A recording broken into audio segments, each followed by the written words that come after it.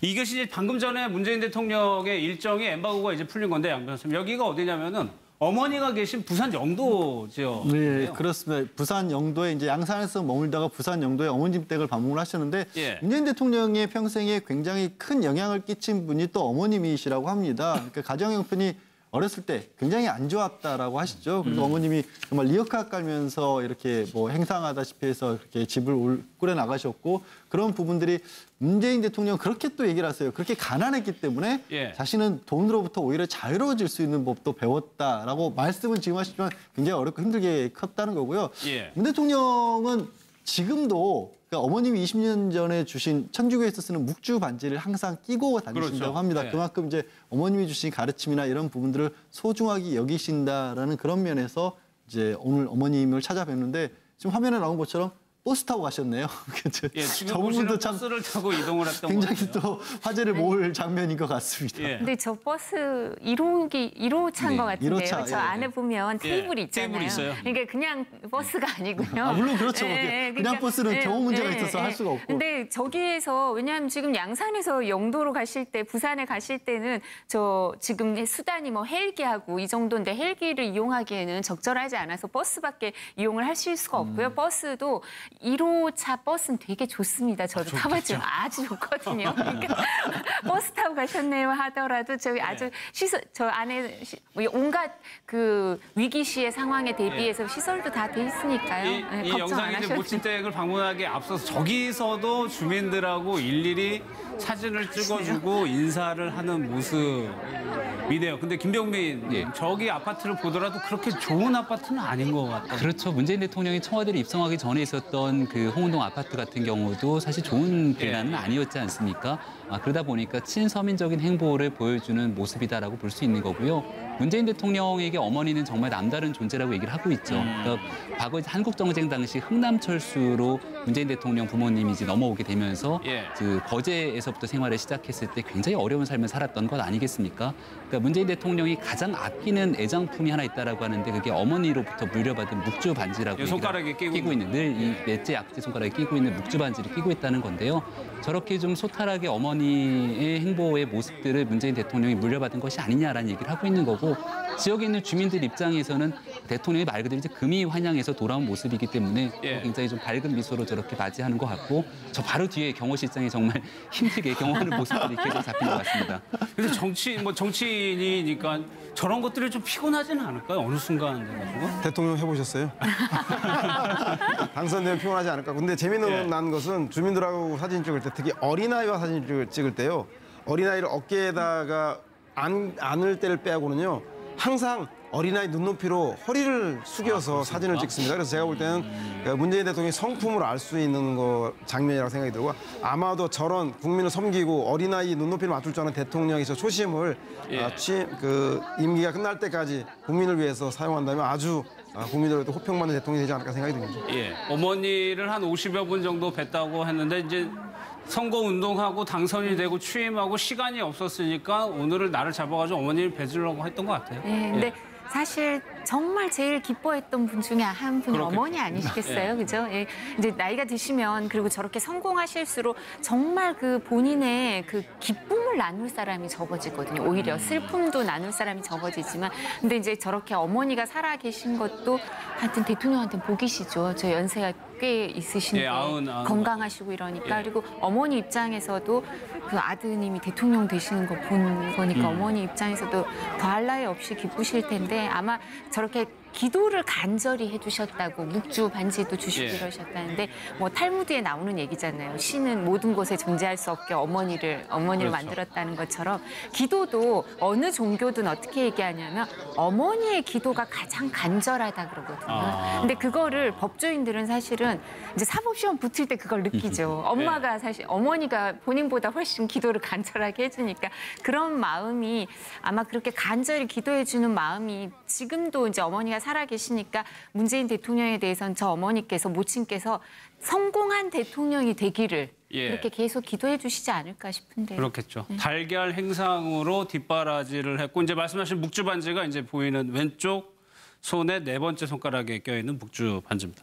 이런 소탈 행보를 하다 보니까 지금 인터넷에서는 문재인 대통령의 구두도 화제거든요. 그러니까 구두 사진이 몇 개가 올려져 있더라고요. 그러니까 하나 같은 경우에는 지난해 4월경인가 한 사람이 행사에 갔었을 때 이제 신발을 벗고 가는 바람에 예. 문재인 대통령의 구두를 찍은 적이 있고 이것도 지난해 역시 5.18 당일 묘소 참배할 때 이걸 아마 기자분이 찍은 것 같은데요.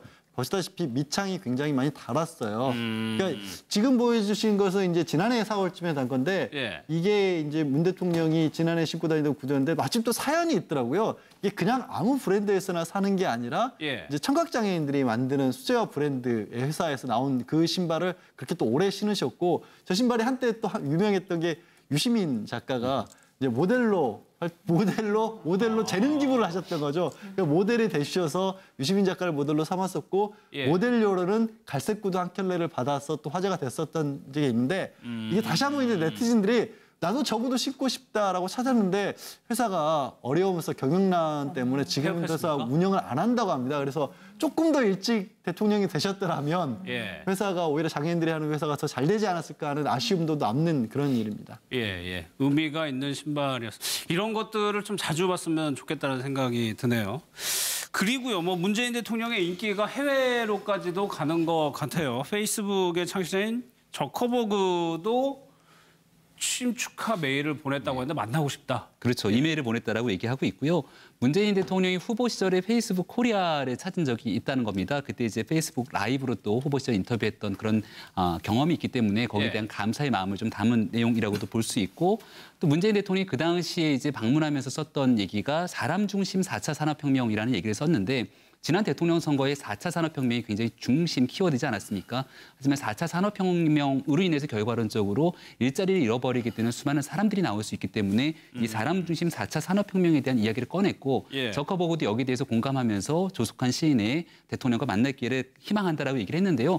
저커버그 같은 경우는 문재인 대통령과 만나게 되면은 첫 번째 대한민국 대통령과의 만남은 아닙니다. 그렇죠. 지난번 박근혜 전 대통령과의 만남도 분명히 있었었는데 예. 사실 그때 박근혜 전 대통령 같은 경우는 아마 여름이었던 걸로 기억하는데 에어컨 바람을 별로 좋아하지 않는다 그랬죠. 그래서 예. 그 당시 저커버그가 와갖고 청와대에서 땀을 뻘뻘 흘리면서 만찬했던 그런 기억이 나게 되는데요. 그 영상을요. 그러면 있나요? 박근혜 전 네. 대통령 만났던 영상을 보고 바로 또 이어서 가겠습니다. 보겠습니다.